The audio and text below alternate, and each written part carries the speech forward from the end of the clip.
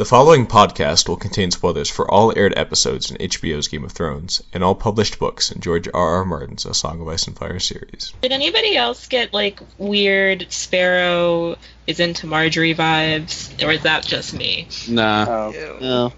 I think he was going for, more the grandfatherly, oh, fuck your husband, dear. No, I don't What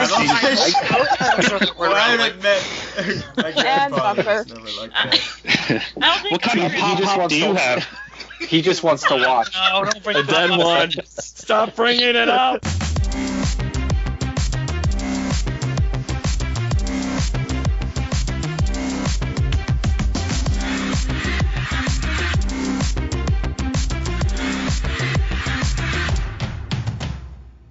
Welcome to the Vassals of Kingsgrave DragonCast edition. We are back this week to review the 7th episode of Game of Thrones Season 6, The Broken Man, directed by Mark Millard, written by Brian Cogman. My name is Zach, also known as Alias on the forums, and joining me for this review we have... This is Adam, also known as Drownedsnow on the forums. This is Katie, LadyGriffin on the forums. This is Jeff14 on the forums. This is Casey, Blue-Eyed Queen on the forums. This is Michal, inkasrain on the forums. This is Small Paul, SerDinnerRoll on the forums. This is Greg, claudiusthefool on the forums. Now Matt, Varley on the forums. And that is our crew for the 7th episode of Game of Thrones. Another pretty solid episode all in the whole. We got to see a lot of stuff all around Westeros, which was pretty cool. So let's see what you guys thought about it. Starting with you, Adam, how would you rate The Broken Man? I give it a 3.5.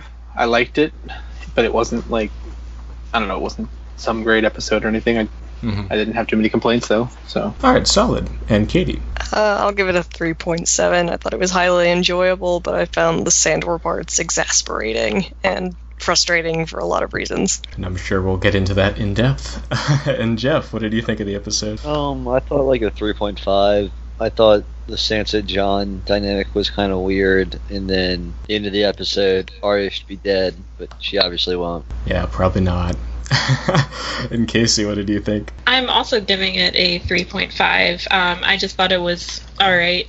I thought it was another setup episode when we already had a setup episode last episode, so I was kind of a little disappointed in that sense. But, there's not really much to complain about either. It was just a little bit, whatever. It's interesting, though, because I think in past seasons you could describe most of the episodes as setup episodes, but maybe this season we're expecting something more because it started with so much energy, I guess you could call it that.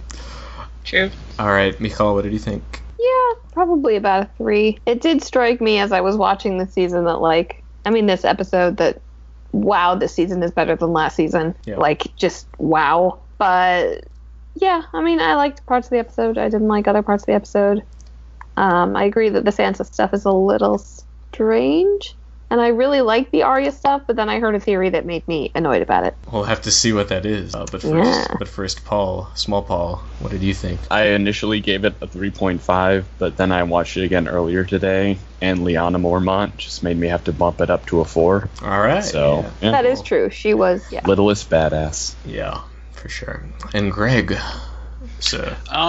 I liked it except for, 1 or 2 scenes, but I'll give it a solid 4.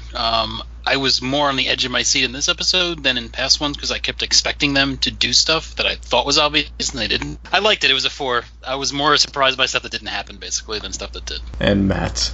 So I give it a 4 out of 5. It did feel like a setup episode, like Casey said, and it should probably be deducted an entire point for having Ian McShane on it, and nearly a cocksucker was said. As for me, I would probably give it around 3.5 to 4 as well. There were a lot of really fun things, just getting to see these locations that we haven't before, like Bear Island and the full Riverrun. We haven't really gotten it at this scale before, so that was really cool, and it was just fun, cool Westeros stuff. But on the whole, I felt like the plot of the episode really was up and down. There were some scenes I really liked and some I really did not like. I really loved Ian McShane in spite the lack of cocksuckers, and that's obviously debatable, and we'll get into it. But yeah, I was a big fan of him, so that was good. It's the first time we've seen him with his actual accent, because that's how he really talks, right?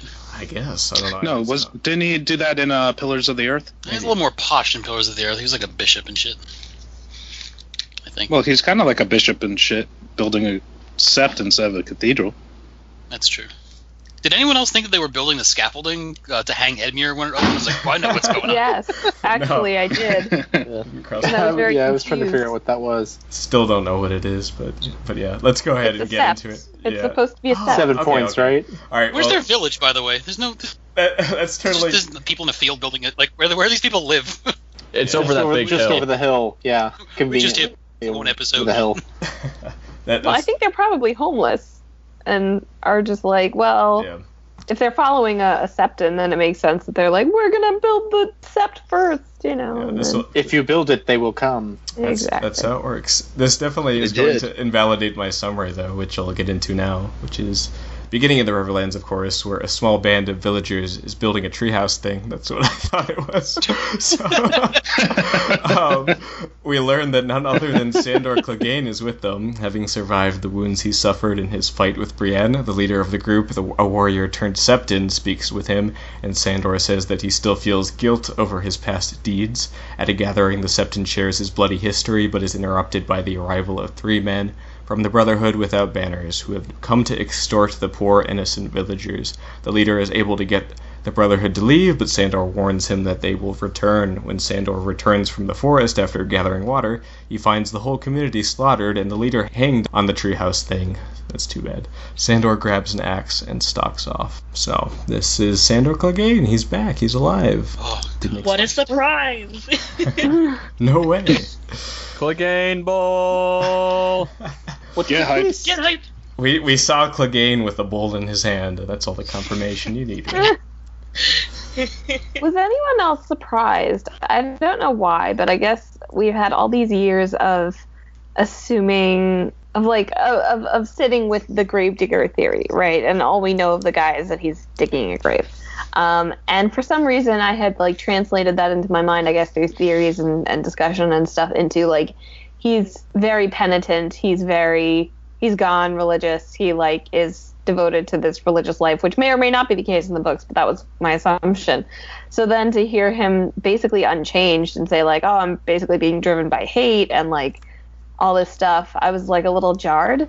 I don't think he's supposed to be unchanged. I think he is supposed to be a more, I don't know, less violent, subdued. Less aggressive, more subdued. And it's certainly not on the level of the books, and I don't think that they're the same character in that way, but I think it's very clear that was at least their intention, was to make him a different man. If they were not successful, then that might be another thing.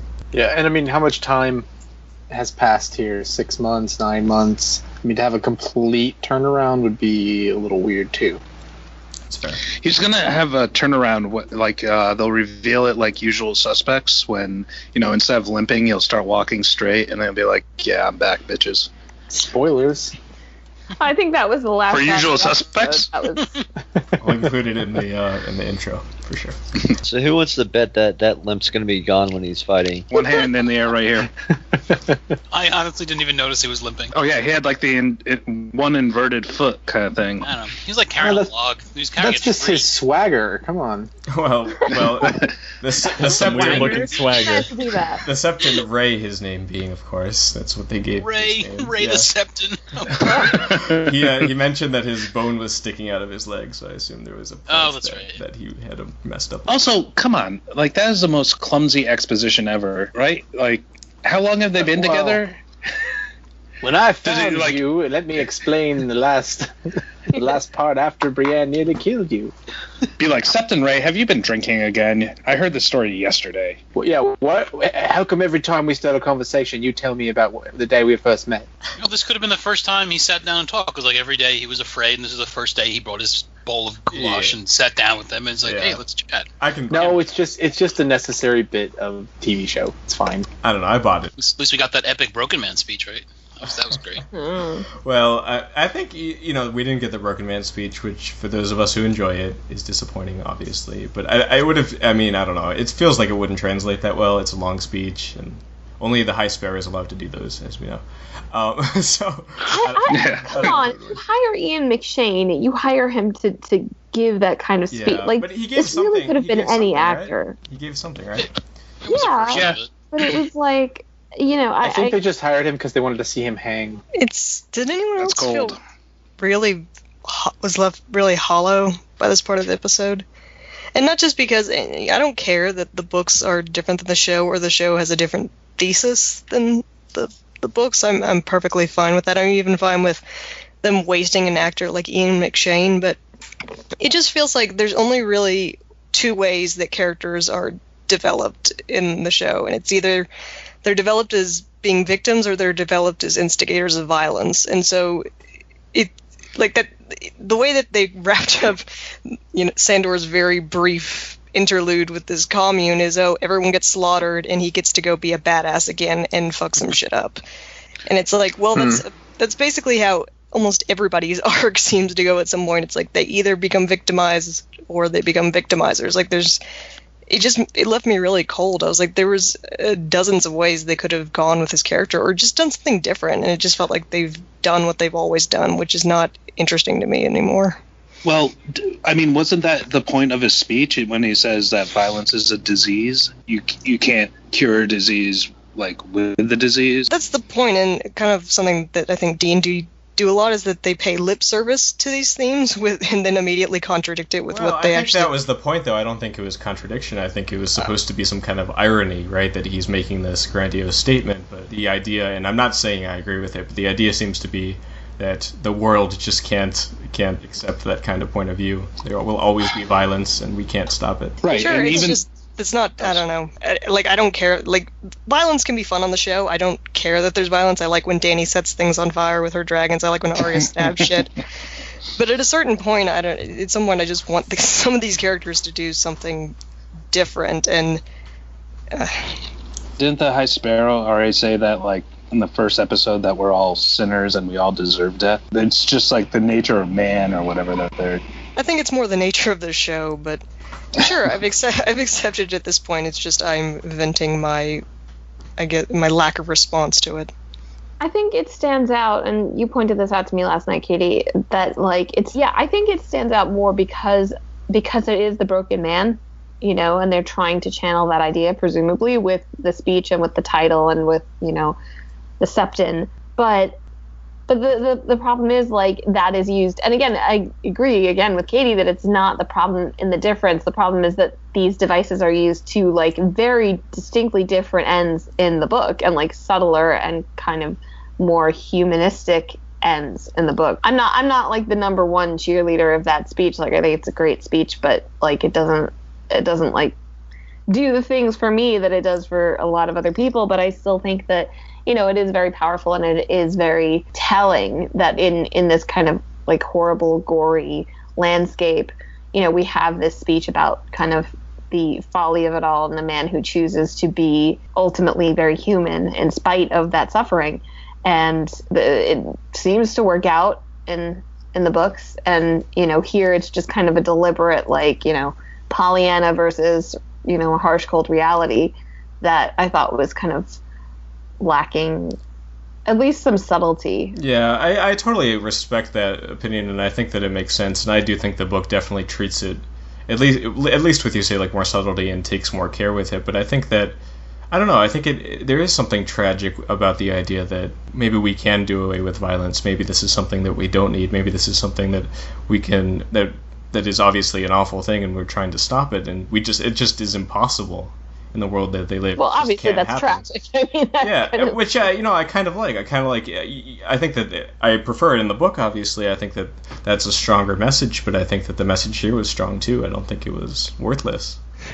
I guess I would be more impressed with that statement if I didn't feel like they were immediately going to revel and cheer when Sandor goes and fucks some shit up. Yeah, but that's more a criticism of the fan base, isn't it, than the show? No, I think that, come on, they meant that to be like a, they're not. Maybe. I agree with Katie. I think this would have been more interesting if it was. Look, maybe we don't know. Maybe he'll really be like, I'm only pursuing this violence, like, to end violence. I don't know, which would be more interesting. But, like, in a show that is so violent and a character that has been so violent, I think it would have been interesting to see him take another tack, maybe, like, begrudgingly pick up his weapon or something like that. Instead, he's just like, yeah, I'm back, bitches, That's fair enough. Yeah. I was just bothered by what the fuck happened to all the peasants at the end, because are we led to believe that, like, the Brotherhood did all that in like the 30 seconds it took for Sandor to walk out of the woods. Yeah, and one they scream. attacked them. They attacked them for food and provisions, which they just left all over the floor. They have a lot of experience with this, okay? Yeah, they're really good at it. This Brotherhood is not the Brotherhood from the books. I mean, we know But that. that said, I think the Brotherhood in the books, is depraved also, and even before, they've twisted. Even before Lady Stoneheart, they were doing that thing where they were going around taking things and giving people IOUs everywhere. Like they were never like a paragon of truth and justice. Yeah, but they weren't slaughtering people either. And I think this kind of points the finger to them being led by Lady Stoneheart that they hanged a few. I don't know. They hanged a few fray kids that were like teenagers that felt very unfair. And before that, they had the mountain and Tywin's men to focus on. So you're a bit more forgiving because they're getting their vengeance on these people, right? And once that's gone, what are they going to do to keep going? Well, no, I mean, even Thoros says it's like, no, we used to deliver justice, not vengeance. Yeah, I mean, they're definitely degraded, and I think we can't say for sure if Stoneheart is the reason behind it, but this certainly adds a little more fuel to the fire, right? Do we think Stoneheart's more likely now? I do. No, possibly. So. I mean, we saw the limit though. So. I don't want to believe. I feel like it's too late. Honestly, I'm gonna be mad if it doesn't, if it actually happens, because it's gonna be like after all this time, really, we're gonna do this. Well, but now? we got a version of Colton, so we could get a version of Stoneheart. I will say I don't think it's going to happen at all, but I will say that I definitely this season has been kind of one of returning of old characters on many levels. I know we all assume Clegane Bowl, kind of, right? Because that's what we all want. And not all of us. That's kind of what the show's doing. Well, right, Katie? It's just since day one. Well, okay, I'm just that's the popular theory. But what I'm saying here is for the show, there's no real connection to the faith for the Hound. Well, what do we know that's in the Riverlands? Jaime. But could he maybe get mixed up in that? It doesn't really... Right now, there's nothing driving him to King's Landing. And Jaime is in the Riverlands as well as Brienne, and we know kind of where that ends up in the book. So could that possibly be something that the Hound gets involved in? That would be really... Sansan. He's going to meet Sansa again at Riverrun. No, that would be better. Really... She's not going to Riverrun. That would be really interesting, though, because in the books, Brienne, she's the one that goes in the Quiet Isle, right? Yes. Yeah. So, and they have no connection when they meet, but they have a connection if they do meet again now. So, oh, yeah, Sandor's going to be like, girl. If it leads to the death of Jaime, possibly, then, that might open the Hound saying, well, he hears what's going on in King's Landing or something. And maybe Jaime even lets spill that Gregor is alive or undead, and that sends him to King's Landing. Yeah, I think that's it, because he already stated he's still driven by hate, and hate for his brother is, paramount. I wouldn't mind seeing Sandor just don a hockey mask with that axe and go all backwoods axe murderer on the brother. Nice. Just pop out of trees, cut off their limb, head. red cloak. Yeah. That's the first step, right? I think, obviously, the first thing he's going to go do is kill some Brotherhood. It's just like a 5-minute thing where he's just standing around the corpses and, there's one last guy to give exposition and explain how the Brotherhood's all dead now, that would be... Oh, man. I know you, saved me for later to give this exposition, but here, let me repeat what I said earlier. You killed Stoneheart. Look over there. And there's, a lady just in the face down. That's the sort of thing the show would do. Yeah, that'd be a total show move, for sure. And I think Small Paul already said it, but, the IMDb page gave the middle guy as Lem. Yeah, I think it was confirmed that I noticed that. That was at least all our heroes are just... At least an Easter egg, because he had the yellowish cloak, and he's been credited as that, so... Is Lem not my Lem? Like Lem. He turned kind of bad, though, too, so... Yeah, I loved him until the last chapter or so that he was in, and you were like, what the hell happened to this guy? Right, he stole the Hound's helmet, right? So he became the Hound? The whole oh my gosh, it's cursed. Dread Pirate Robert's Hound thing that was happening in Feast. That wasn't Lem. I thought that was I thought that was. Rorge, Oh but gosh, it was Spider, Rorge. yeah. It was Rorge then Lem. No, but then one of them was wearing it afterwards. Yeah, it's during Brienne's Oh, they got it after. Okay. Yeah. Yeah. One of the other things I did appreciate about Ray the Septon was sort of, it's obvious and it's kind of on the nose, but I really did like the contrast between him and the High Sparrow, where he obviously is the laid back Septon, whereas the High Sparrow is the more authoritarian kind of guy who is totally in it with the gods, and he's taken with the Book of the Seven and all of that, whereas this guy is more about the positive, the benign aspects of just being a good person that believes in something more, and I liked the contrast, and I like that they gave a different perspective on it. Yeah, I mean, it was cool just to see, I mean, like that conversation he had about kind of theology with the Hound, and sort of, that, like, look, I don't know what God is real. I don't know what the actual, like, metaphysical deal is here, but, like, there's something going on, which I thought was a pretty reasonable and liberal idea to have in Westeros. Right. It was good, and I think that it's so easy to go to the kind of religious approach we see out of a character like the High Sparrow, and it's less easy to give a perspective like this. So I like that. Did anyone else notice? And I thought it was very sad, but his hanging body was missing his 7-pointed bling. Right, they stole that. Yeah. Yeah. Was it? Brotherhood takes what they can get. All right, any last thoughts or anything on this section before we move on? Just that I really liked the cold opening and the fact that they had the theme song kind of playing in the background. Good music. I liked how his scenes went right back and forth with Arya's scenes. I thought that was kind of a nice thing. Yeah. Are you a San Arya shipper? Is what you're saying? No, they're kidding. just like. Just kidding. No, they were just the last people. She was the last one to be with him, and I feel like yeah, exactly. And she's the reason he's alive. In a weird fucked up way. Yeah. So I actually started the episode late, and I was already getting text message and saw the DragonCast thread of so I was like, okay, so the HBO part, so I just fast forward it, and it was a scene. I was like, what the fuck is this? No, there should be a previously on. Usually I skip the previously on, so I was momentarily baffled when there was an actual scene happening before the intro. But it was good. It was definitely a good cold open. But those peasants, those peasants were just wearing we're red shirt. Oh yeah, they're oh, things are good. Look at how many carrots we have. We're eating. Building a set. People are happy in Game of Thrones. Can't have that now, can we? Right. Nope. All right, let's go ahead and move to the North section, which is our next bit, where the great Northern recruitment campaign begins. First with the wildlings, who are still skeptical of pledging their swords and other various rusty weapons to a Southron cause. With the help of Tormund and 1-1, Jon is able to convince them to follow him, warning him that the Boltons and their allies will wipe them out. So yeah, this first bit, pretty straightforward, but do we have any thoughts on this piece? It was basically the word of a giant who aren't really known much for their thinking capabilities that basically sways all the wildlings. Well, I think they respect them, certainly, right? They respect them. Yeah, literally I'd respect something that can kill me really quickly, too, but... I want to know how they knew he was talking about Jon. Snow!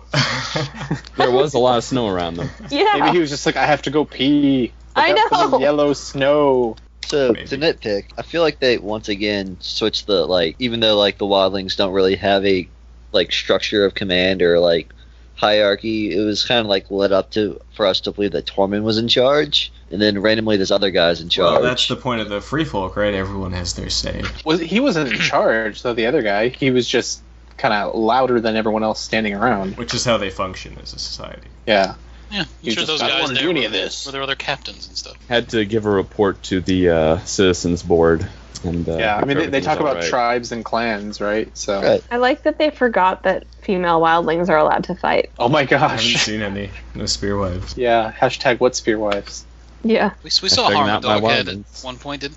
Chella. I'm getting my wildlings and my mountain clans. And she's dead. We saw we've seen some women fighting, obviously, but I guess most of their women don't roll that way. Didn't they even say a line in this episode or something am I completely misremembering that? About women not fighting. He said something about half of most of us are women and children or something, or right? Yeah. Hashtag spearwives matter. I mean, I guess like if you got the children, some people have to stay behind and take care of them if the army's going off. But have the old people do that. Because they talked about how many fighting men they had, didn't they?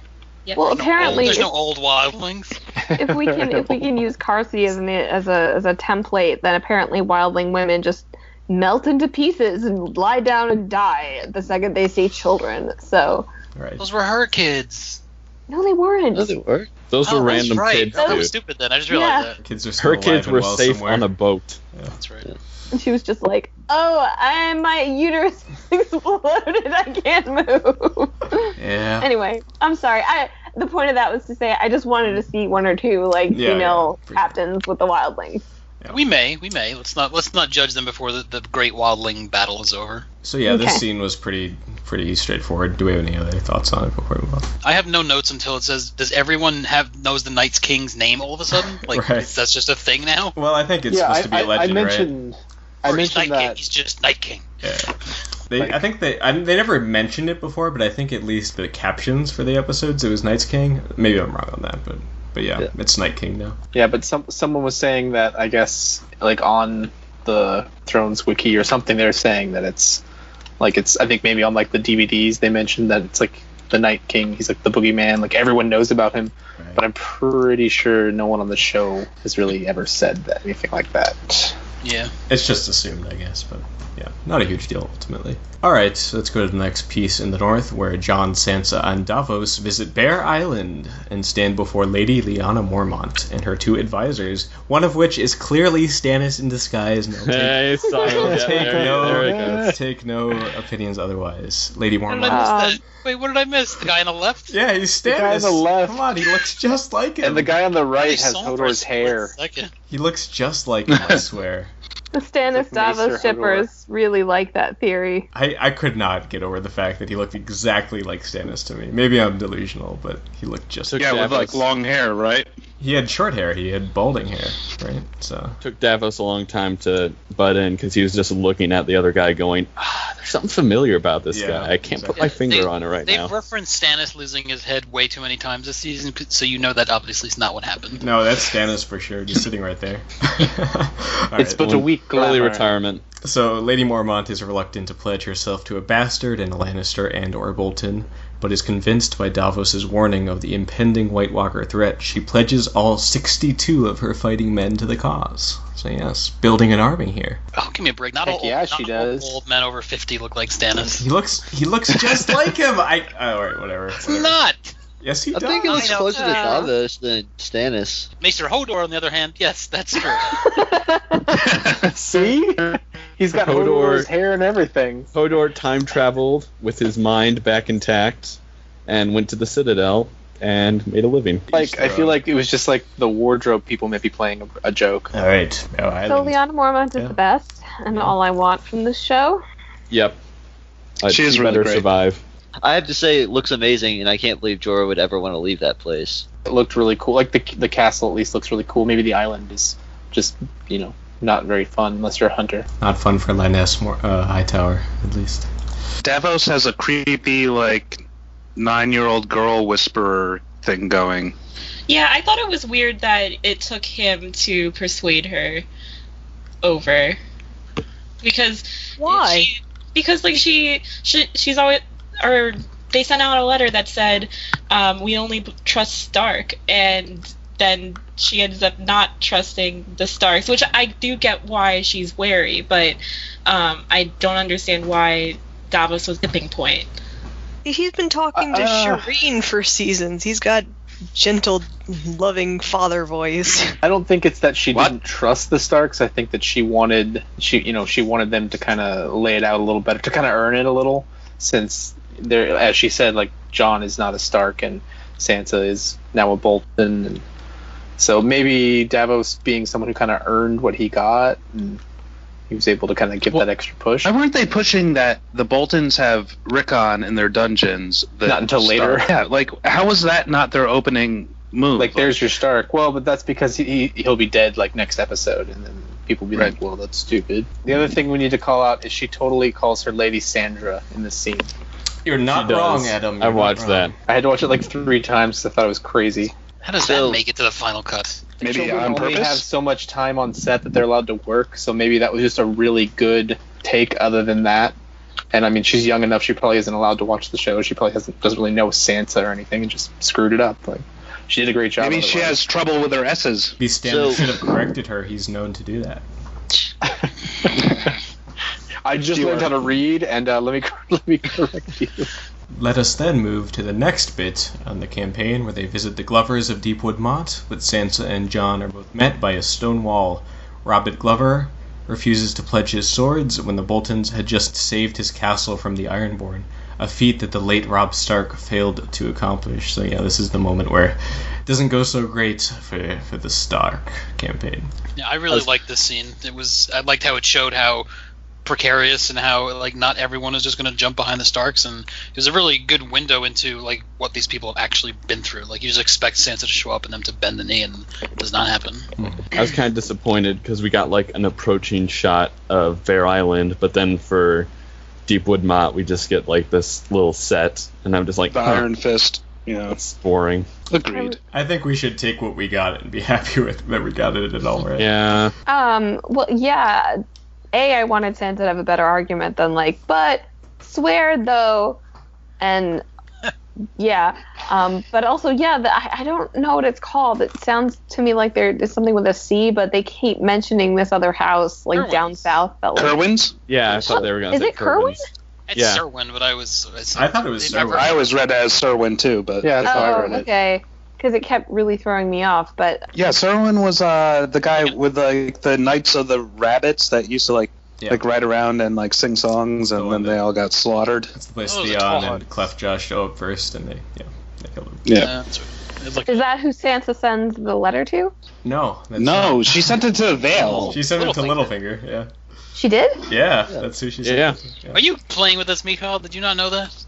I didn't know that. I was trying to take notes at the same time, but also no, because she complains to Jon. I'm skipping ahead a little bit, but she's like, "We need more people," and he's like, "No, we're fine, whatever." Oh, I know where to get people. Yeah, she. Okay. I just so I turned thought around the entire Knights of the Vale. Like maybe I should get them. Right. So I thought she was talking about that other house. She took Cersei's letter from the books and wrote it to Littlefinger instead of the one that Cersei sent Jamie. Right. I need you. Come to me. Come to me. I need you. Oh God. I love you. I love you. That's not what she said. Ew. Worse than incest. Someone actually went and looked in what it actually said. And yeah, it's basically, I need the Knights of the Vale, I'll reward you. It's time for you to pay your debt, etc. Which is what he tried to do a week ago. So we just got back. He's like, I knew this would happen. He just pops in his TARDIS and he's there. It's no problem. They probably already made it back to the Vale, and they've been there for like 3 weeks. No, his whole army has just been hiding. Yeah. Yeah, he's just been hiding like 1 mile away, over the hill or The whatever. entire army Army is of like Mailmen. behind a tree. I would love it if he just like floats in like the Wicked Witch of the West or something. Like with that that part in the first season where he like slides over and talks to Sansa. Yeah. Oh, yeah. Those eyebrows. Yeah. Oh God. Oh my god. So, I mean, we're on it already, but does anyone want to say anything else about the Glovers before we get to the last bit? I think they really put up a good argument, and I think it was like when he's like, "We cried like when your father was killed, and we got our banners when Robb called them," and this is why I'm like, tell them that Rickon is in the fucking dungeon, because he's like, House Stark is dead. It's like, no, House Stark is in the fucking dungeon. Well, it will soon be dead. It makes you wonder if the North should be remembering it all, almost. Did you guys actually read the episode description? Because I thought it was really funny where it ended with, and the North is reminded. That's what it said. Oh yeah. Is that what it says? Yeah, it It does. was like, they did this, and the North is reminded. Whatever dicks. intern came up with that gets my props. All right, so last bit, the wildlings / Northern Army makes camp on the path to Winterfell. Jon is adamant they attack Winterfell despite their lack of numbers. Davos says they can do it if they are smart, then is dragged away by a scuffle among the soldiers. Sansa says that they must try to recruit more houses. Jon holds firm, and later on her own, Sansa writes a letter and sends a raven. So yeah, we've gotten into it a little bit, but this is the last scene. But fucking Ramsay's gonna send 20 picked men and fuck everything up in that camp. But Lyanna's got her 62 good men, and they're gonna fuck them up. Oh, and they're worth Perfect 10 of counter. any mainland. The perfect counter. We found it. And there's a river for the horses to drink from, because Stannis was a brilliant military commander. So we've been told. Well, he is aiding Lyanna, so... That's true. He was right there. He's her top advisor. Oh, boy. It was... this scene was a little odd. It felt like John's perspective didn't make sense. It felt kind of overdone just to set some kind of contrast between him and Sansa. Like, why would he want to attack them with no numbers? Like, it's just suicide. It's basically what Stannis did. Why would he do that? Which means it's not going to happen. Yeah, but why does he want to? I just don't understand his logic, and it feels. Well, like I understand he's in a hurry because winter is coming, and the dead are coming. Yeah, I guess. It felt off. Yeah, I agree, actually. It was kind of, like, manufactured, especially since, like, I mean, they're on a deadline, but, like, not that tight of a deadline. And at this point, it kind of, like, it really makes Littlefinger seem like, I mean, assuming that Littlefinger comes back with the Knights of the Vale. Yeah, it's sort of just like, well, I was here, and now I left, and the whole point of this was so that, like, we could just hang out until I came back. Maybe it won't be like that. Since they made such a huge point towards the Manderleys, like, why wouldn't they show them going towards the Manderleys, considering it's in the complete opposite mentioned direction? them, like, every episode, and for some reason... Well, no, but aren't they actually going in, like, what makes geographical sense? They're going, like, counterclockwise, you know? Yeah, but it seems like they're going to Winterfell now, right? Yeah, they're... Well, now I'm sure they'll get a Raven or a Rider from White Harbor saying, hey, I got ships and shit, you know, come to me, or maybe they'll meet up, I don't know. They're definitely coming into it. There's no way they mention Manderleys 9 times and they don't show up on the film. We're going to get a beautiful panning shot of White Harbor. We're going to go down and see, like, the hall that, like, has all the, like, mermaid murals and shit like that. It's going to be great. Mermurals, they're called that. Mermurals. And then Davos will actually be executed there because, you know what, shit's tough in TV Westeros. Wyman's like, oh shit, here's that smuggler I've been hunting. And we will present John to Ramsay, and will be completed. It's a tough world they live in there. For like 2 episodes without Ramsay Bolton, I'm like almost more anxious. Like, I'm really spoiled glad. but scared. Yeah, that's a good point. Exactly. I feel like he's busy murdering Rickon. Yeah. I'm actually glad he wasn't in 2 episodes. No, I'm thrilled. I'm super glad, but it's unnerving because it's like, what are you not showing us? Yeah, I mean, he's coming back. It's like you're just waiting. What is he gonna do next? It's like having a really unstable dam. You're happy when it's not flooding, but you know that at some point that dam's gonna break and you're gonna be fucked. That's quite the metaphor. Props, Small Paul, props. I am definitely not in a shallow valley with a dam really close. Personal experience. With heavy rain. I can't swim. So yeah, we can confirm that it was indeed Littlefinger that she is sending her note to. Still not telling John about it, which I expect will be further consternation between them, which is, I don't know how I feel about it. How is Sansa going to play this off? Like, oh, by the way. Very poorly, I can guarantee it. That's how it's going to happen. I'm kind of worried about Sansa. I like really like where she's going so far, and I feel like it's all gonna be too good to be true at some point, and they're gonna fuck her over, and I really hope they don't. I really just want this season to be a good season for her, but I'm nervous. I don't even know like what to think about it right now, but I'm just nervous. Yeah, just what's gonna happen next with Littlefinger and everything, but remains to be seen, I guess. The Boltons are like don't notice these people. Like, I'm guessing that they have like they're pretty well protected, right? They're just traveling from house to house. The Boltons like get no word of this at all. They probably just the bus. don't have the resources. Or the Bolton, I should say. He's been in the dungeon flaying. Yeah, but he's been like the evil genius this entire time, and it's true. like, they should know that there's an army gathering. Yeah, they're probably. You know what? It's gonna suck because they're just gonna turn a corner, and like there, the Bolton army is waiting for them with the Manderleys and with the Embers and probably with people from the Reach. I mean, who knows? That'd be the fucking worst. The Tullys come up. They're like, you know what? Yeah, the Blackfish is like, I kind of like him. Euron's 1,000 ships ride into Winterfell. Yeah. Oh, and Dany sent one dragon because she's like, Boltons, those are my boys. Like that feels like the level they've built Ramsay up to. Just like he's perfect. I think that Ramsay is unraveling.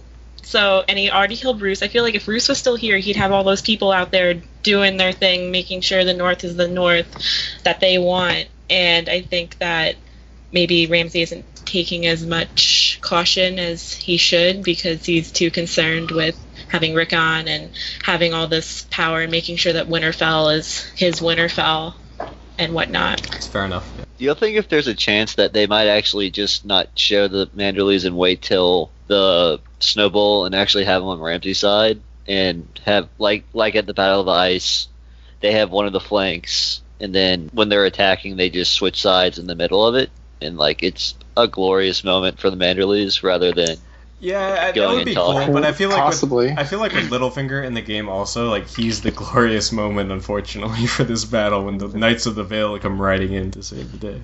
Oh my god. I can't wait till after the episode, like on that episode when their D&D's like, oh yeah, man. And when Littlefinger rode in, it really just echoed the way Stannis rode in, saving the wall. And I'm just gonna like when George told us my when TV. Littlefinger saved the day. George, yeah, exactly. George said. You had something you wanted to say there, Michal, though? Something about shouldn't the Glovers be like speed dialing the Boltons and being like, hey, the Starks, Sansa Stark right here. Also, they're kind of staying out of it, maybe. Maybe that's their... I mean, they should, but maybe that's their little bit of, like, we don't really like the Boltons, we're saddled with it, and they're still going to give them time to raise an army, and so we'll just keep quiet. Like, what was the family that did that with Ned, like, right before Robert's Rebellion? Like, they have, like, web feet or something? Oh, the Sisterton people. Yeah. Let's move to King's Landing, where the High Sparrow calls Marjorie out for not having provided King Tommen with an heir yet, and also tells her to convert her grandmother to the faith, otherwise her safety might be at risk. Marjorie meets with Olenna, and the Queen of Thorns tries to warn her away from this mad action, but Marjorie stays firm in her faith, with Septa Unella watching close by. Marjorie tells Olenna to return to Highgarden and slips a piece of paper into her hand before she leaves. When Olenna steps outside, she opens the crumpled paper to find a Tyrell rose drawn upon it. So, those of you who said that Marjorie was bullshitting, you seem to be right. You seem to be correct. Why is there no note? Why is it just the rose? Because notes could be read, friend. But right, like, it's cryptic. Yeah, it has to be. Yeah, but again, like, if just seeing her pass that without even knowing what's in it would be enough for Septa to be like, what the hell? And Septa is there because she requested her too. Like, she wanted to make this show, so you would have had time to write a quick note. Just, I guess the notes, she conveyed what she needed with her eyes, and or it's actually a code. But she'll put that up against like her, the other. Code, there's a crib. The thorns will point to the letters, and it's like a, it's a. You just got to get back to Highgarden where they have the decoder codex. ring. Yeah. I'm looking she'll for. use the Fibonacci sequence to solve it. Yeah, I'm looking forward to all the photoshops of like dick butts and everything, and when she opens the letter and all that. So. Oh my god! Oh, come on. That's what I'm excited about. And then she just smiles as she holds it to her. Yeah, exactly. And what was it? Oh, like the Queen of Thorns had a great line here too. What did she say? Does it talk? She was she's like, does it ever talk or something? Or yeah. Classic. Olenna. Thorns. I just need these two to die. Not Marjorie and Olenna the Delightful, but High Sparrow and Unella especially. Like, this is just fundamentalism at its finest, and that he was prepared to slut shame her in front of the whole city, and then he just comes to her quietly like, you need to get the king laid right now. Oh, right. Yeah. Yeah, that was like, that was disgusting. I'm gonna pause Game of Thrones and go take a shower. And like the weirdest part is like, why is Tommen being like, so my wife's not putting out High Sparrow? Like, why is that even coming up? Yeah, I'm sure Tommen. he's asking. I bet. I'm sure he's like. I mean, I'm not totally taking Tommen off the hook here, but I'm sure the High High Sparrow is asking and needling and planting ideas. Yeah, that she's kind of waiting for him to be a little older, like. Ugh. Yeah, I highly doubt she's like super into this. It was very expedient for her to sleep with him the last time. Now, not so much. Yeah, doesn't she put the booty embargo on him when Loras gets imprisoned? Wasn't she imprisoned around the same time? The booty embargo. She's manipulating him. Booty embargo, what? I don't think she's attracted to him. He's it's awful. Still very young. Yes. No, but I mean, like, she doesn't. I don't think she dislikes. I don't think she dislikes Tommen. It's not what I'm sexual, saying. though. No, I'm not saying that either. I'm just saying that again, he's how old? 14? Looks like it. I don't know. I think he's they never gave 12. us an exact Yeah. age. He's a nice 25. kid. He's also a pawn, though. He can be both Yeah. at the same time. I guess it just reinforces for me the clear contrast again between the sort of fundamentalist behavior of the High Sparrow versus the more laid-back approach of Brother Ray. This might be kind of weird, but is anybody getting kind of bored of King's Landing? Like, just the idea that everybody knows it's going to get fucked up and it's just going to be war, and kind of back to what Katie and Michal were talking about earlier, is the devolving of the show from the political aspect and less of that and just violence.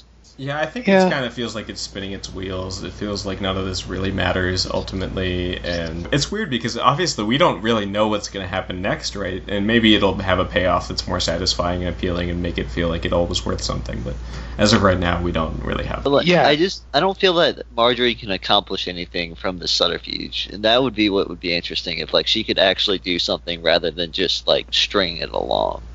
Yeah, well, she's trying to get Loris out, but she's sending away like all of her allies, and I screw herself. What is her plan? Do you guys have any theories? It's just get her brother and then go from there. I think that like that is her only goal at this point, is to do what needs to be done or what's being asked of her, get Loris out, and then, if possible, take revenge. But how is she going to go about that? What is the strategy? I think she's really playing a longer game where yes, she wants Loris out, but I think she's, because we keep mentioning how like she pretended to care about the people and all that, but I think she's trying to get the small folk on her side, and then she can turn the tide and maybe either a bloodless or like just to get rid of the the whole High Sparrow and those people, like to have the people unite behind her, because she's really playing up the pious queen thing at the moment, and the people will love that.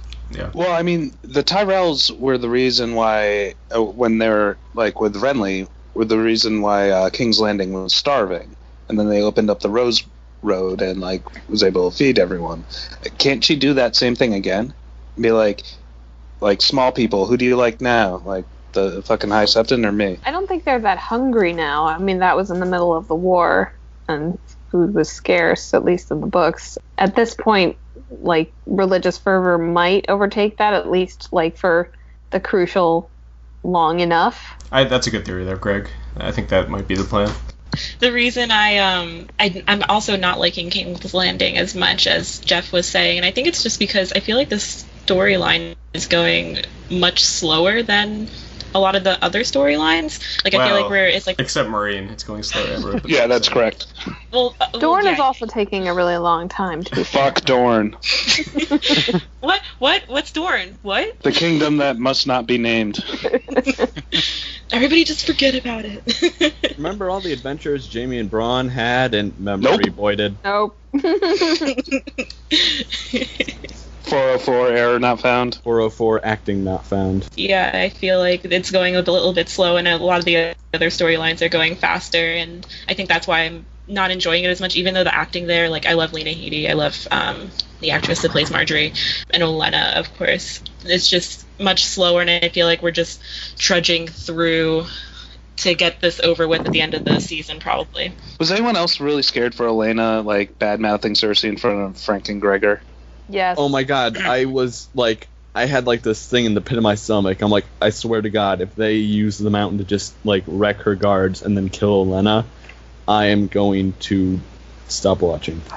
Yeah, I was like, she's getting cut in half. Like, she can't say that shit in front of like Frank. She has like the greatest takedowns on Cersei. Well, so believe it or not, guys, we haven't actually not gotten to the Cersei part. So let me just throw out the Cersei. I believe that, Zach. I believe that. We never do that. So Cersei confronts Olenna and tries to convince her that they must work together to save both of their houses. The Queen of Thorns says that they have already lost, all thanks to Cersei's foolish action.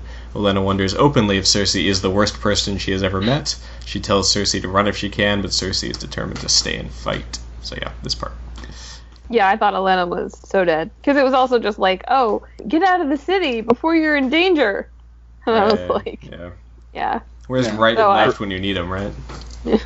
But it was interesting to me to see Olenna just go like you don't matter anymore to Cersei. Like, we have your son. We have the army. Like, you are just not relevant anymore. The Lannisters aren't relevant anymore. And Cersei kind of having to take that.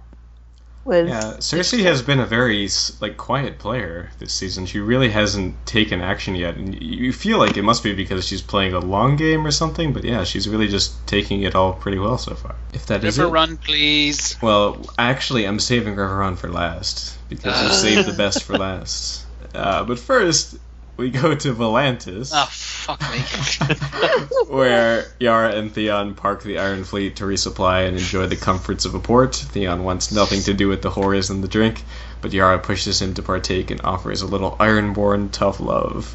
She shares her plan to go to Meereen and forge an alliance with the Dragon Queen, and that she will need him to do it and to take the Iron Islands back from Euron. Zoom in real close so that we know these are two ladies making out. Zoom in, get real close in there.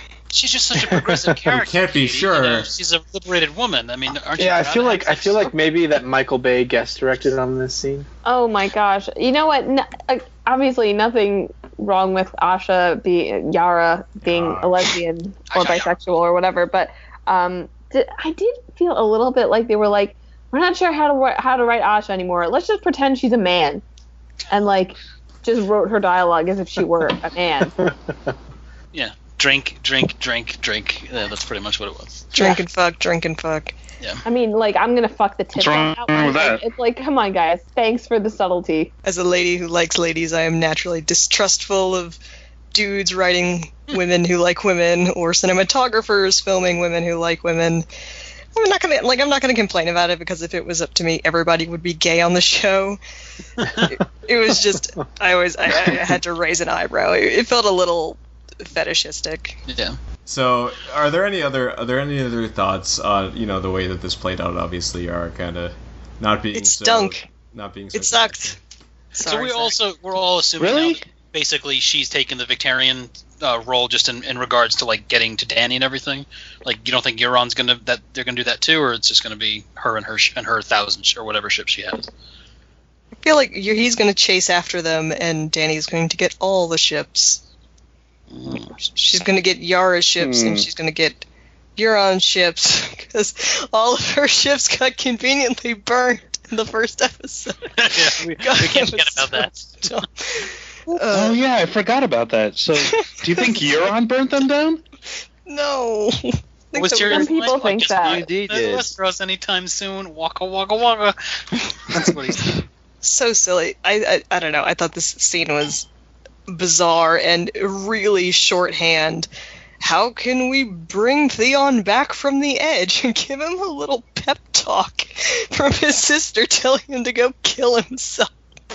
It was really, I almost had to just mentally gloss over how wrong this was. Not obviously, I'm not expecting actual psychological decency from or Yara to be an actual psychologist for Theon or anything like that, but her just being like, dude, why are you still so upset about all this? Come on. I was like, they sent you his penis.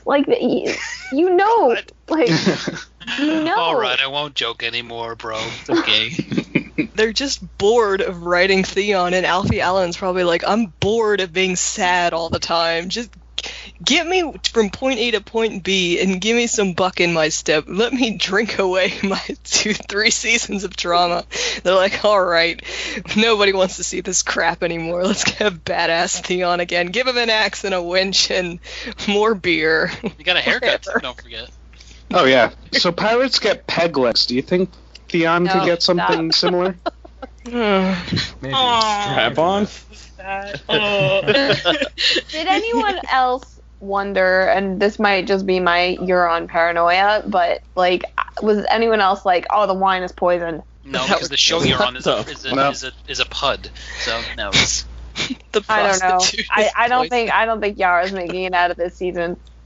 Yara says, drink, and then she rips off her face, and it's Euron the entire time. Yeah, I'm just so confused what the arc is for these two characters. What is the next thing for Theon? Is he gonna have some Odyssey quest where he retakes his identity, or is this just it? Is he better now, or is he not better now? I don't know. Well, here's what I think. I think Theon. I might have said this. I don't remember, but Theon and Yara I guess make it to Dany and blah blah blah, but then there's basically Euron kills Yara, and Theon has to take up his sister's banner and his rightful place as king of the Iron Islands. No!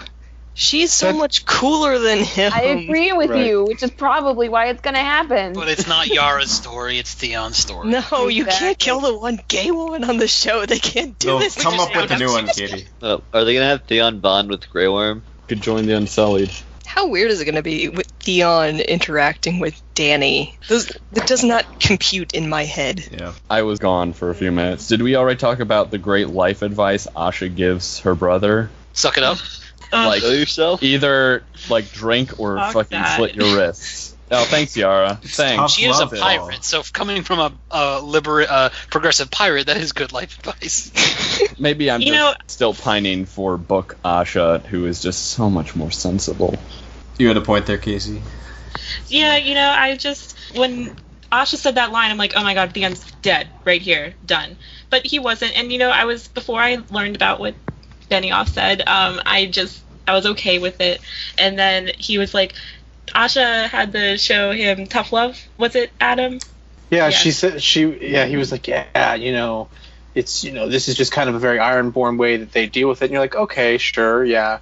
And he's like, this is just like the tough love that he needed right now, and you can see that gleam in his eyes. Yeah, that was the weird part. Coming back, and you're like, oh my god. That's the weird part. I mean, I can understand it coming from their culture, and that's the way they behave. But like, he seemed to genuinely believe it was like a good life philosophy or something. Yeah. I was like, what the fuck? Let's go to Braavos. Do we have to? We Be have back to. in 20 minutes. Where Arya books passage on a Westerosi ship back to her homeland. As she is walking to the streets of Braavos, an old woman approaches her. And no, wait, it's the waif, and Arya's been stabbed multiple times in the stomach. Wait, that was the waif? Yeah. You didn't Well, who the notice when fuck else she... would it be? We haven't seen any other faceless men. You didn't besides notice her when she jacket. rips off her face in public? And is a real waif? assassin-like? Guys, I was joking. I was thinking, like, did Michal honestly think Arya just got, like, shivved by just a random old lady in the street? Like, Braavos is tough. You know what? There's no. You know what? This TV show is harsher than the books. Like, so sometimes you just get shipped by a random old lady. I mean, when she was holding her guts in later, it didn't seem like anyone was rushing to help her, so it's a tough... Walk it off, Arya. Walk it This off. is pretty fucking And she will. How stupid is Arya knowing she just spurned the faceless men and she's just walking around Braavos throwing caches of bags of money and like walking around with her hands behind her back? Like, what the fuck? Like fucking What does she butter expect won't to melt in her mouth? Yeah. What? Not exactly how I was putting it, but yes. That's what Michal wrote in her article. I've never heard that in my life. I was like, is she walking around like butter won't melt in her mouth? Is that a thing? I've definitely heard Is that a phrase? Yes. So how the fuck does Arya survive? Okay, I heard a really dumb theory. I liked this. Okay, because this was the first time that I was like surprised or worried for Arya at all. You weren't actually, were you? This time? Yeah. Oh, I really was. I was like, I was certainly. We watched her surprised. get stabbed, Greg. No, but like she's so safe. She's gonna make it to at least at the end. There's no way she's. Yeah. Okay, but like when the waif like. I was like, what's happening? Oh my god, I kind of like this. At least they pretend that she's in danger, right? At least. But at that point, I really I had that flash, like, oh my gosh, maybe the waif does take her face. I'm like, we had a theory, right? Yeah. But I heard this really stupid theory that the more I think of it, the more I think it cannot be true. But that Arya was like somehow playing the waif, and like this is all like acting true theatrics, like fake blood and blah blah blah. But I don't know how the waif wouldn't realize that she wasn't actually stabbing because Arya's clothing was baggy or something, so like she was wearing padding. And her walking through the streets with no one helping her, just really playing it up. It felt a bit like it was some plan by her to get. I felt like if that was true, it would have ended with her falling in the water. That last scene I felt was this, and I agree, Michal. I actually really did like this set of scenes, and I thought that last part where she was walking through the street was just viscerally upsetting. Mm-hmm. Yeah. I think that was the point at that point. That she's in danger, but someone's probably going to come rescue her. Probably Gendry. Gendry, he's finally rode in the shore. Yeah, he just made it there. You know what? I'm telling you guys, if he literally like rows up to the dinghy, the key, whatever, at Braavos, and like leaps off and sees Arya and like catches her as she falls unconscious in his arms, I will be fine. That's fine. I don't care. That's totally cool by me. Well, Honestly, the next episode me too. The next episode is called No One, so she's probably going back to the temple. She's, the first thing she ever saw in the temple was the guy there crawling to die and everything, so it's probably going to be some variation of that, and like they'll realize, oh, they've made a terrible mistake, and they'll heal her somehow. Arya is our bestest assassin. I just want to see like Gendry rowing up, going, fucking Davos. Yeah, rowed it, dumbass. The sea is too massive for me to keep track of what that way is. To be fair to Davos, he said, like, keep the shoreline on your right or left, or... Does an illiterate boy know left from right? We've been over this. He's a blacksmith, not a fucking sailor. Keep your hammer arm to the shore. I really hope it's not just a plot, though, and she's really fine and blah, blah, blah. Yeah. I'll just be very frustrated if Either that way, happens. she's going to be fine. It's Fine, all right, yeah, I get that, but like... She just needs to see a doctor real quick. That's a guts. She twisted that knife. Yeah, that multiple stab wounds. Yeah, But why do you like, stab in the gut? Like that's going to take you hours to bleed out. You just cut her throat or stabbed her in the back. She's standing behind I think her. she tried for the throat at first, but the waif is the worst, and she could have gone for the throat, but she's just like, let me stab you in the gut. Let me make it hurt for a while. Because, what's his name, like, explicitly said, don't let her suffer, and it's like, oh, well, stabbing in the gut is a slow death. That was like, I feel like the waif is like the worst. Like she's gonna get fired soon. Something's obviously Arya is gonna be saved, because as much as we'd like there to be consequences for Arya, it would be so stupid if she just died and none of this meant anything, right? That would be pretty disappointing. Unless they take her face. That would be cool. She Yeah, sticks around. that's the one way out of it, but they're clearly not going that way. So. I bet she's going to the Mummers troop. The lady whatever that she saved last episode will heal her up. Yeah, Lady But you Crane. can't heal. It's got to be magic. Like there's got to be, because you can't just fix someone who got stabbed in the gut 20 times. Back then it was. No, well, she got She's stabbed a like magic a couple. actress. She got stabbed a couple times, and it's not that bad. Like, It's a gut wound though. There's no, you can't go in there and fix intestines and shit. right, but it depends. If the knife was kind of small, and they could have easily missed anything vital. Like there's a lot of stuff there that's like whatever if it gets punctured. But aren't the You know what I mean? men supposed to be good at this? The worst assassin. Everything That's what I'm saying. Men is that they're the worst assassins. They're just Like it actually probably would have been more. training It would have over. been more likely to kill her if she stabbed her like in the leg or something and like could have hit an artery or whatnot. Like just right in the stomach there, it's a lot easier to miss stuff. And I mean, like, she fell in dirty water and she's got an open stomach wound, so not doing well. That's poop Yeah. water too. That's It is, yeah. city water. Give her a health potion. yeah. Yes, exactly. Let's go to Riverrun, our final scene. Here we go. Where Jaime and Bronn arrive at Riverrun with the Lannister army at their backs. They watch the two Freys try to force Brynden Tully to surrender by threatening his nephew's life. This is wife, it's life, actually. But his wife is not in evidence at the moment. But the Blackfish calls their bluff. Jaime arrives and says that he will be taking charge of this farce of a siege and orders Edmure to be bathed and fed. Jaime then goes to the castle to parley with the Blackfish, and the old warrior meets him. Jaime says that they will be better off if he surrenders the castle, but the Blackfish holds firm and dares Jaime to try to seize the castle. Jaime asks why the Tully was willing to parley at all. Brynden says that he wanted to get the measure of Jaime and that he's disappointed with what he saw. So yeah, really good part, very consistent with the books. I'm gonna say I had to come up with so many pronouns for this summary because there was just two guys talking the whole time. But yeah. Isn't most of the dialogue is almost spot on from the books, right? Between Jaime and Blackfish. Mhm. Which I really Yep. appreciate. Basically. I was really scared he was going to push Jaime in the moat. He would sink. That's the end of the siege. I expected the opposite. I thought Jaime was just gonna stab Brynden and be like, "Fuck this," and it was over. One of them probably should have done one of those things. But one of them is an Oathbreaker. Yeah, but As we they heard. just wanted to show us all that sweet armor. That armor was sweet. Dude, the Tully Tully armor. armor was awesome. There was a lot of like armor porn and castle porn in this episode. Do you think that what they're going to do is they're going to build and like keep conflating plots, and like they're bringing Brienne in here, and she's gonna mention something about a duel in the preview. Like they're gonna make it seem like this really inescapable escalation of violence, and then it's gonna end up just like in the books where Jaime essentially he makes the compromise, he does the right thing, the honorable thing. Or like is that something Show Jaime would do at this point? I don't know. Show Jaime is almost in like fuck it mode, and like he's kind of going in the opposite direction as book Jaime a little bit. The Lannisters need to kick ass all over the place. I just want to see him cut Edmure down. I like that chapter a lot. Bronze Lando. Sorry. Oh, Bronn. Fuck Bronn. No, the whole like I have fuck. I'm gonna butcher it. Katie, you can say it. I don't remember what he said. I'm just baffled that he's here, but glad. Oh, I like the way he's like, a Lannister always don't fucking say it.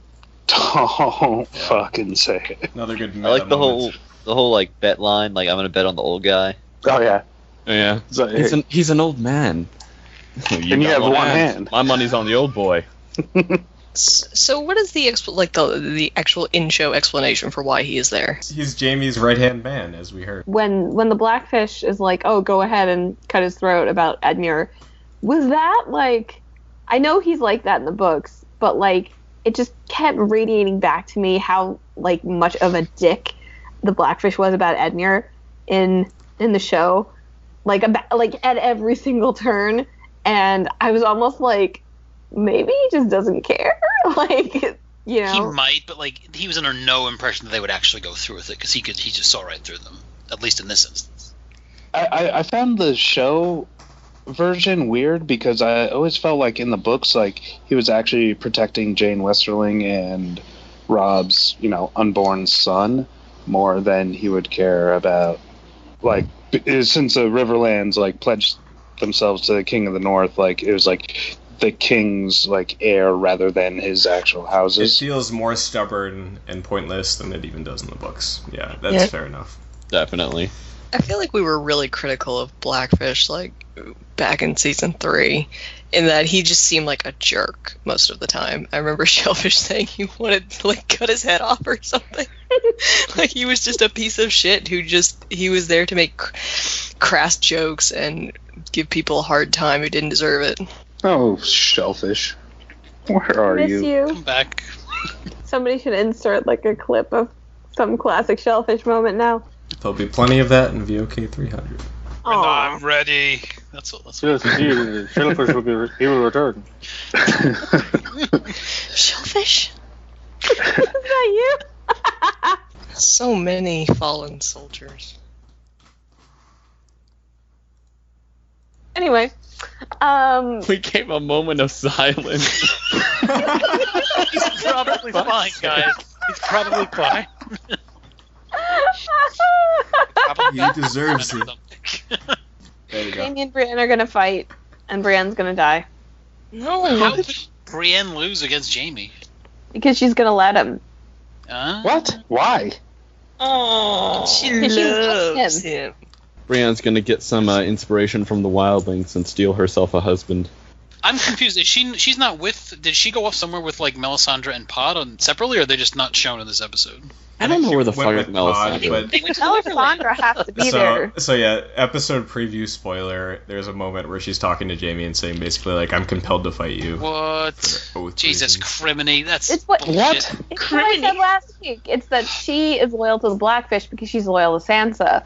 So if the Blackfish refuses to yield to Jaime, and Jaime insists that there must be some kind of confrontation here, whether it's one-on-one or whether it's storming the castle, then Brienne is fighting Jaime one way or another. She won't hurt him. And we get him angrily whispering like how much he loves Cersei and how he'll kill every Tully if he has to get back to her, which, ugh. God damn it, Like, show Jaime.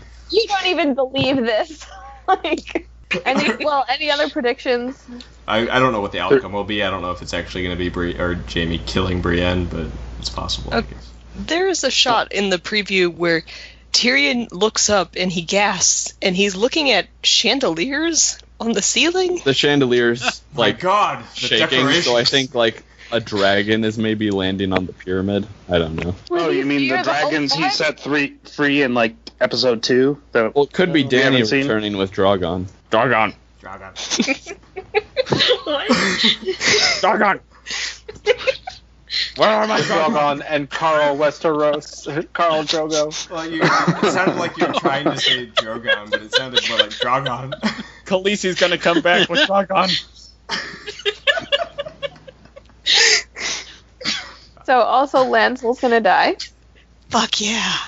Was that Lancel we saw? Jesus Christ! Hold on, but, Katie, tell us how you really feel. I don't like Zolets. I get, like, I don't know. The writing of that, like, preview scene just made me shudder. It's like, step aside or there will be violence. I choose violence. Okay, Cersei. Oh, Have that's fun with right. that. Is that Arya leaping off a balcony? It looks like it. Yeah. That's Gendry. Into Gendry's arms, yeah. Aw, His that'd giant be buff nice. arms from all the His arms are gonna be so fucking swole by the time he gets to Braavos. He's like just punch arms. a hole in the wall. His legs have atrophied. He Just walks walk using on his his feet. arms. Oh my god. Yeah. He just tucks his legs up to his body and just walks using his arms like fucking. He's like, yeah, well, I'm a cripple because I didn't use my legs for 3 years. If you thought Gendry's abs were awesome before, you just wait. He's got Oh. like 18 of them now. Hell fucking yes. You can pull all the leeches off of them.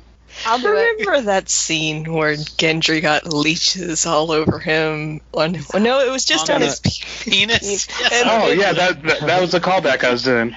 The dick leeches. That was That- terrible. That's when the may have show been a made low sense, point. right? Do you guys want to talk about cartoons for an hour again? Yeah, I we'll get do. to that. Yeah, sure. But we'll get to that. But first, yes, thank you guys very much for listening to DragonCast once again. Obviously, we enjoy that you are taking the time to listen to all our crazy, crazy thoughts. And thank you guys very much for joining me for this review.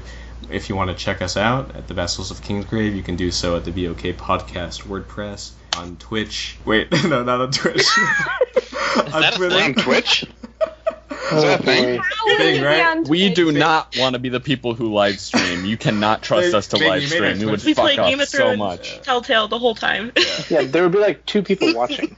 I don't know. One Is of Twitch a them real will be thing or Amber. did he make a It's joke? real Is that thing. an actual? It's a real I don't thing. know. Twitter. On Twitch, He meant on Twitter. Tinder, on Grindr, on On Blitzen. And Blitzen. on, On Periscope, on Musically, Periscope. On LinkedIn. on LinkedIn. What the fuck is On music? MySpace. If you want to connect with us, you can do so. We're gonna get on that Pied Piper pretty soon. If you'd like to join with our professional network on LinkedIn. Kraken. Kraken. Fate's Dragon. here? Wait, aren't we dragons? DragonCast. Dragon. What is that? I never die. Dragon. Welcome to DragonCast.